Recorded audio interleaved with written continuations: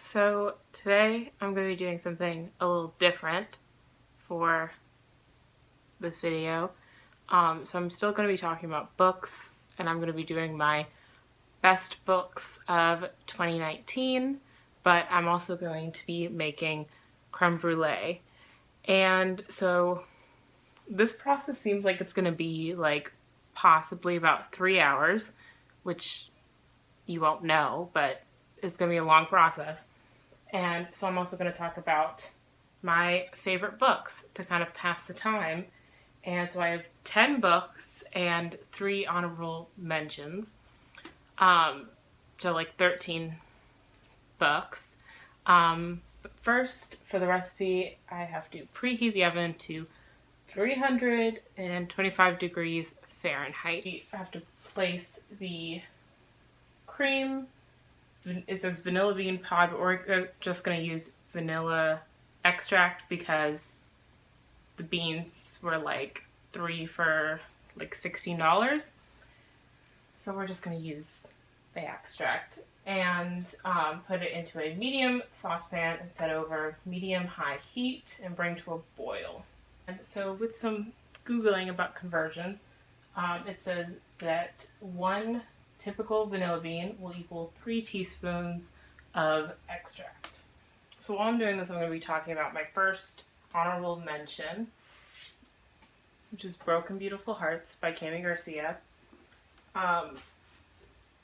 So I really loved this book, but I loved the couple in it, and I loved how it dealt with really sensitive topics in what I felt was like a really authentic and sensitive way. It didn't try to, romanticize. I felt it didn't try to romanticize the trauma or anything like that.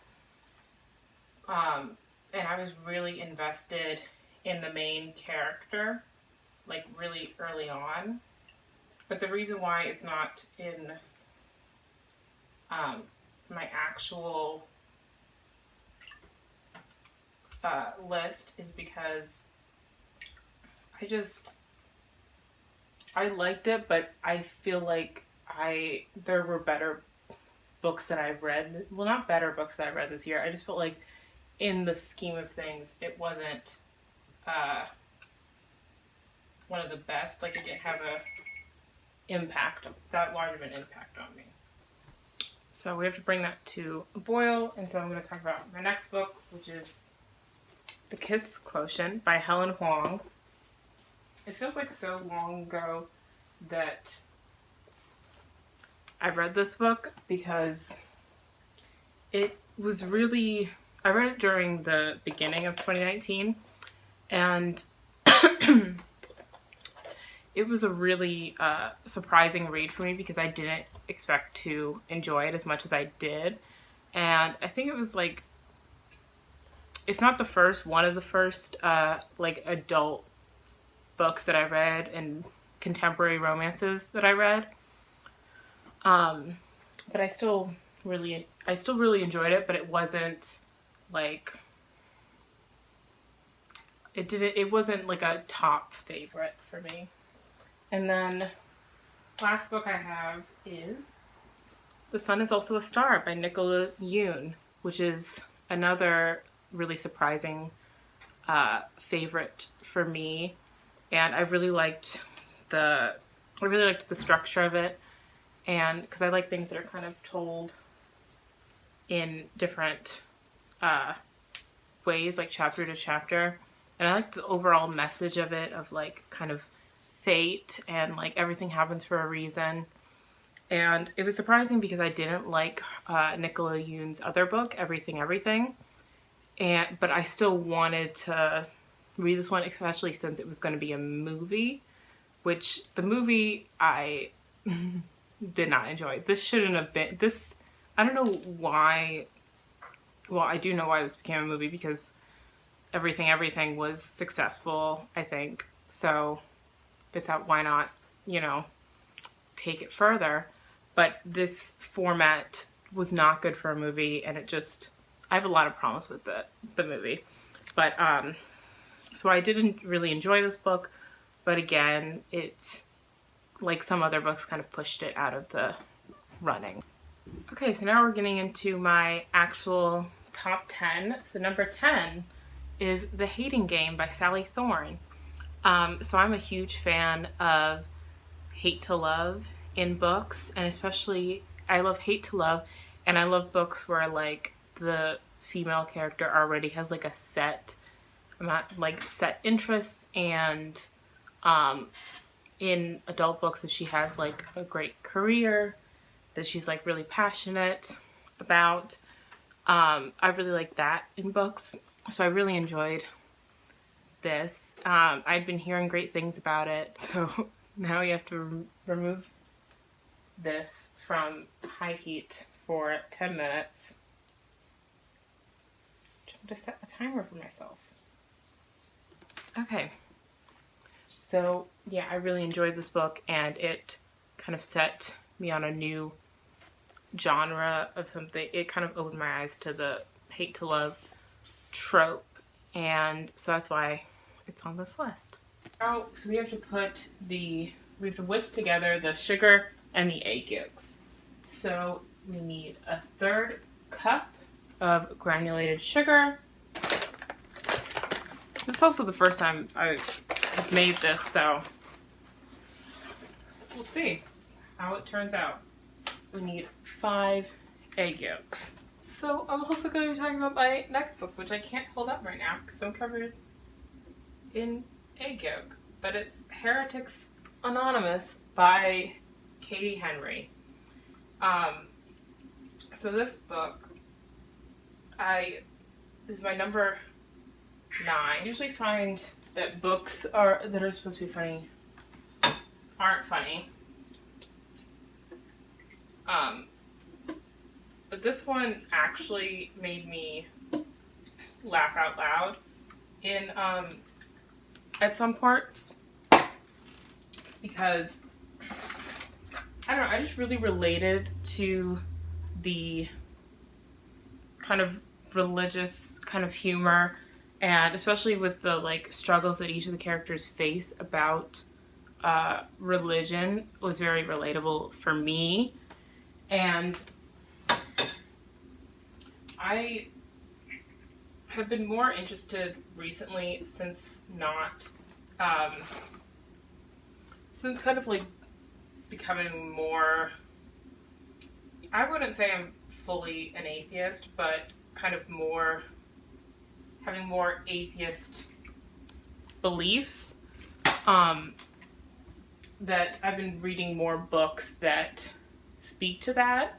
And even though this book, they had some like religious characters in them, I felt like it was handled very well. Okay, so last egg yolk, and my 8th book is Jellicoe Road by Melina Marchetta. Honestly, I used to watch this booktuber. I think her name was Tilly and Her Books. I don't know if she still like does videos, because I haven't watched her in a while, but I remember she used to talk about this book like non-stop, and I really like, she made me really invested to read it, because I always feel like whenever I find a new booktuber and they talk a lot about one book, I feel like even if I don't know what it's about, I'm still like more inclined to read it, because I feel like if it meant something special to them, you might as well like give it a shot. And so I didn't really know that much going into it, and it was very like, it had symbolism that I didn't hate, which is like a theme for my best books, is that usually something like, it's something that I don't normally read or that I don't really like, something that's surprising me that I love and I'm shocked by, because that's what like really sticks in.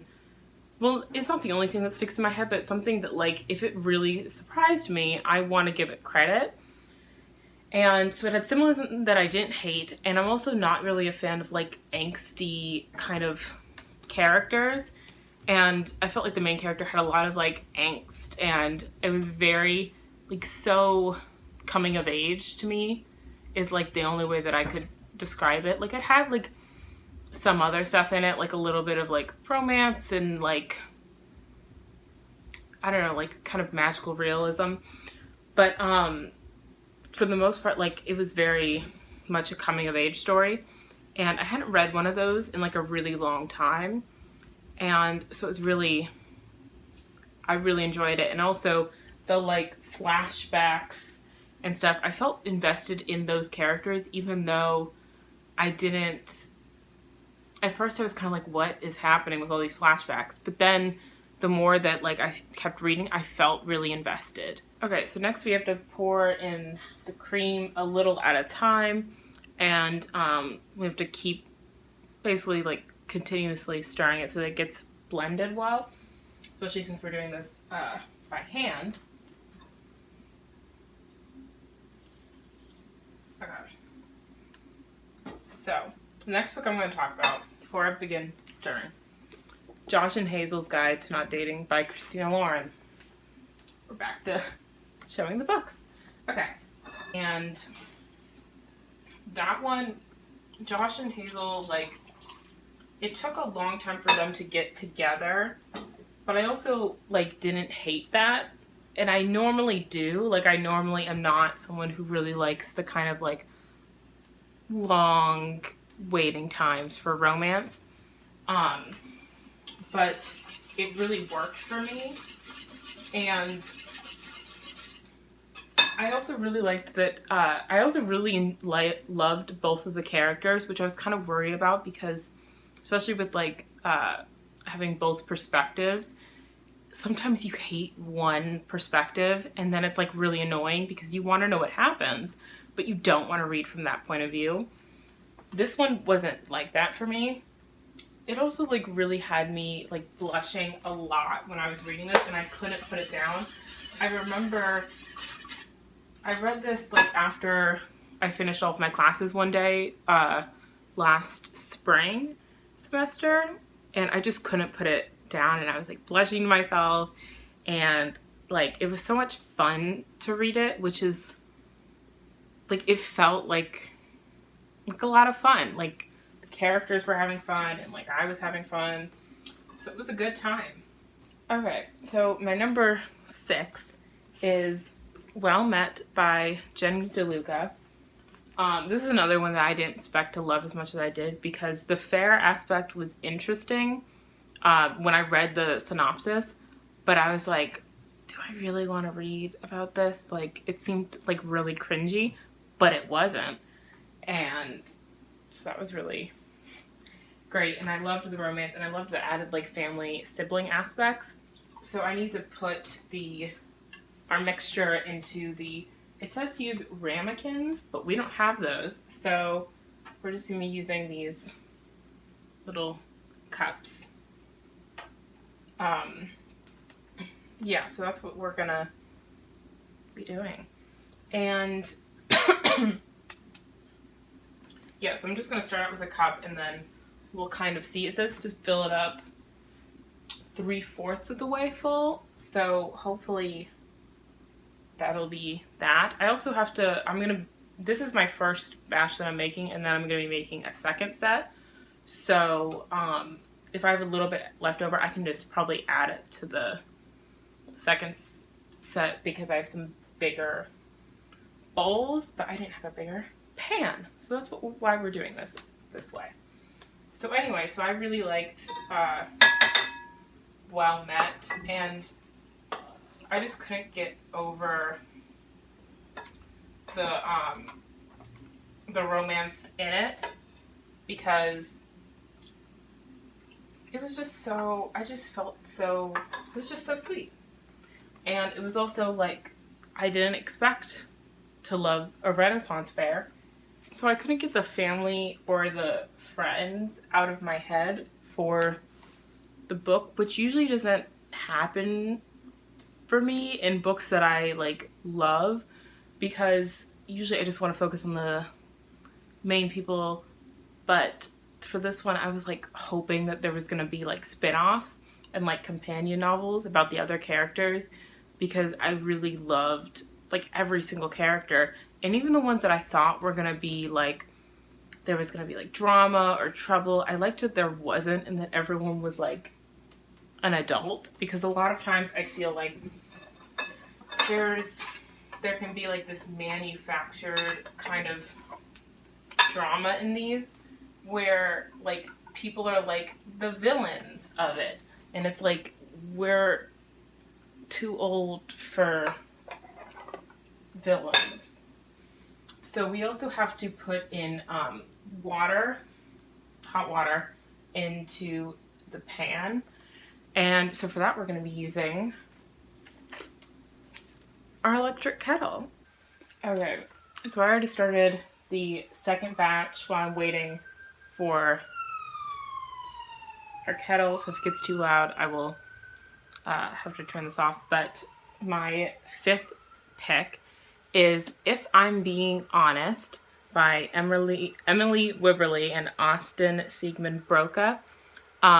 So this, I already knew that if I enjoyed this, it was going to end up on this list because I waited so long for this to come out. I had really high expectations and it definitely exceeded them. So it's kind of like, it was pitched as kind of like 10 Things I Hate About You and like Taming of the Shrew. And what I enjoyed was that even with that lens of like getting tamed, she doesn't really get tamed.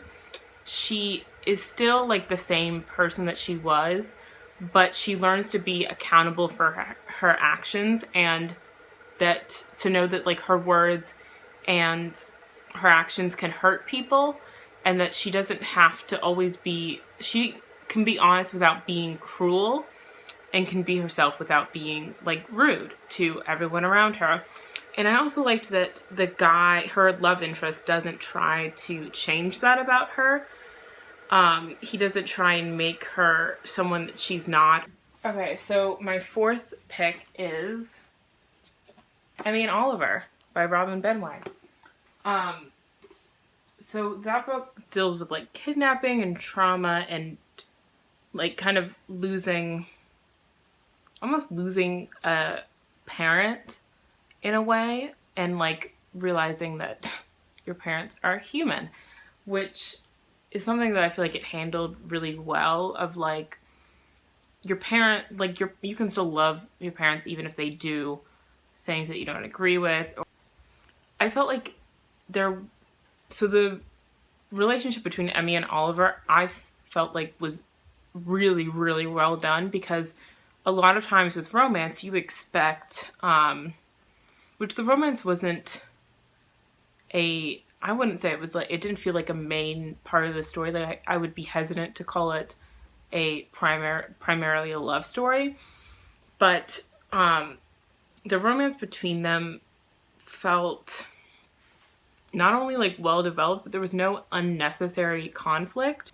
You always expect this conflict that's going to break them up for a time and then they get back together in the end, and that didn't happen in this book, and I was really thankful for that, because sometimes it gets really ridiculous, because you can see it's coming, and so it's kind of like, okay, what ridiculous like miscommunication or whatever is going to come in that's going to change everything.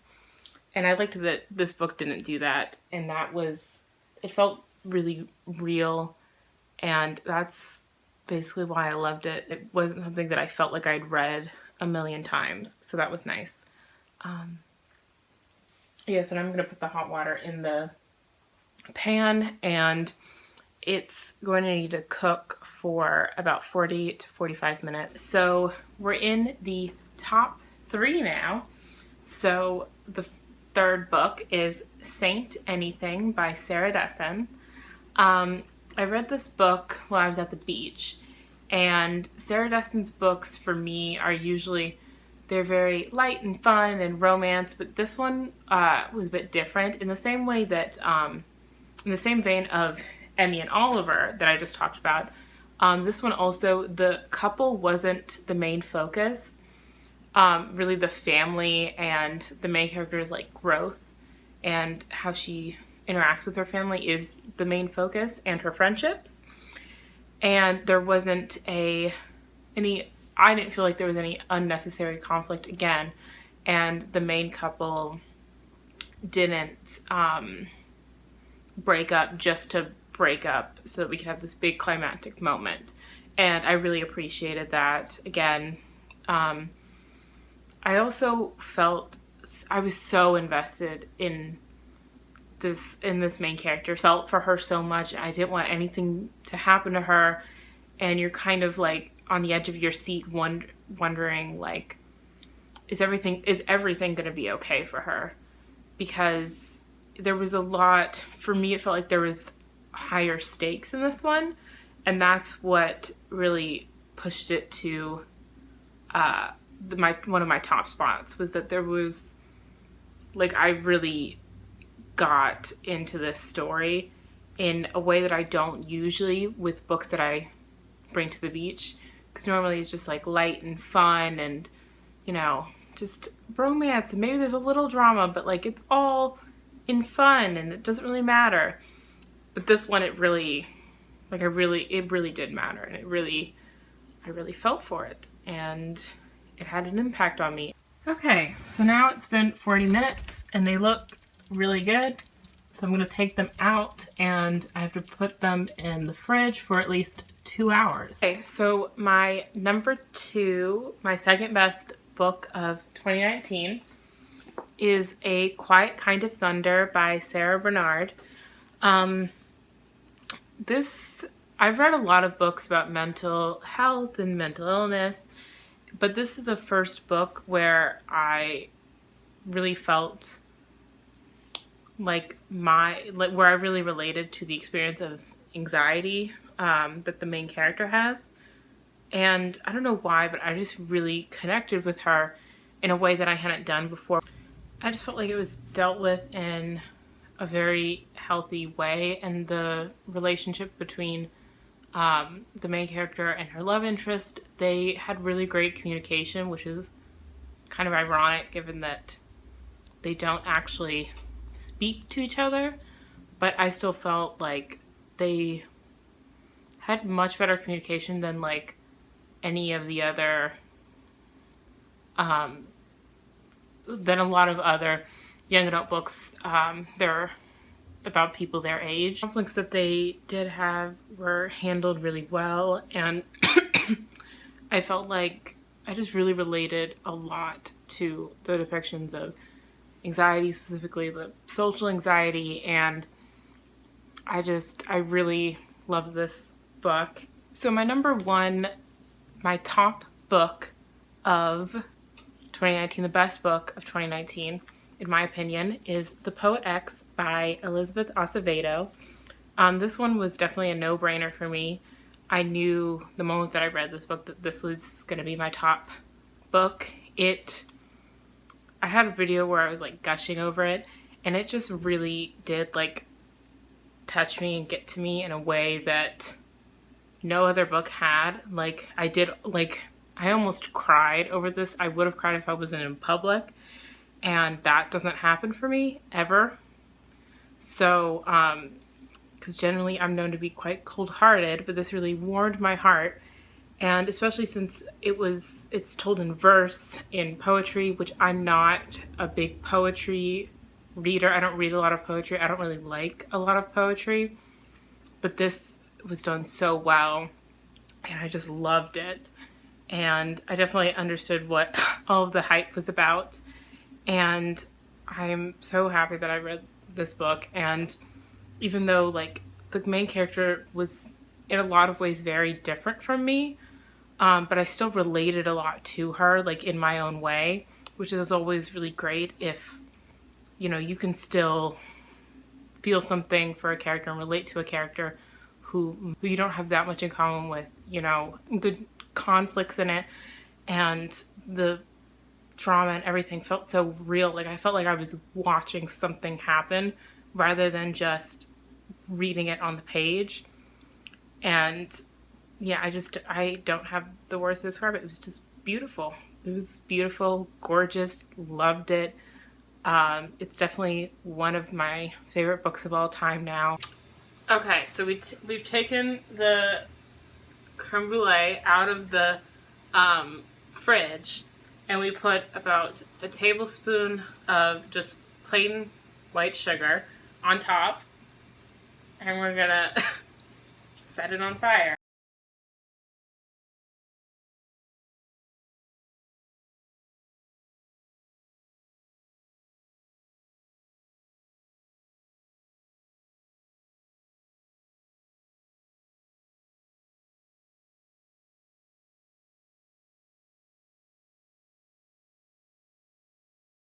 My dad and I are going to do a little taste test. So you're gonna break it? You gotta break it. Okay.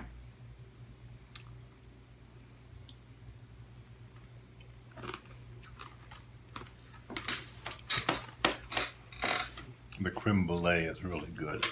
I don't know if I like the sugar on top as much as I like the custard underneath. Oh yeah. It's really good. Oh, we gotta say bye. Okay, well, that was it for this video. Hope you enjoyed it. 20 hours If later. you watched it. Basically. And yeah. Thanks for watching.